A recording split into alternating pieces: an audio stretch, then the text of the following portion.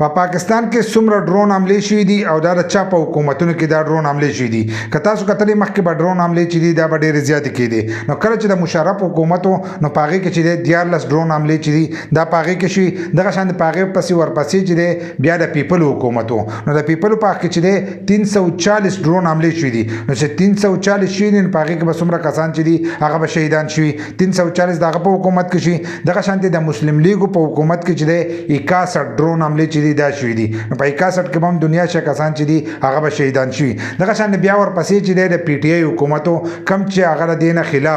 خلاف د ډرون حملو نه هغو خلاف نو د هغو په حکومت کې چې دی دغه ډرون حملې چې دي هغو منع کړی تر اوسه پورې بیا چې دی ډرون حملې نه دي شوي نو ځینې کسانو عمران خان څه کړي دي نو ټول نه غټ کار چې دی یو دا کړی دی چې دا ډرون حملې چې دي دی ختمې کړي دغه شانتې که سیاحت کارت وګورئ لنګرخانې وګورئ په هغې کې به هم ځینې کسان وي چې کله د هغه حکومت ختم شو وایي اوس په لنګرخانې نو کارخانې به چلېږي نا کارخانې خو موږ ونه لیدلې چې چلېږي که نه چلېږي خو لنګرخانې چې دی هغه موږ لیدلې چې هغه به ځای په ځای کې چلېدلې او غریبانان ته چې دی 2 وخته ډوډۍ چې دی هغه به میلاوېدله تاسو راته ووایئ چې ستاسو د عمران خان حکومت خوښ و که را اوسنی حکومت چې دی دا ستاسو خوښ دی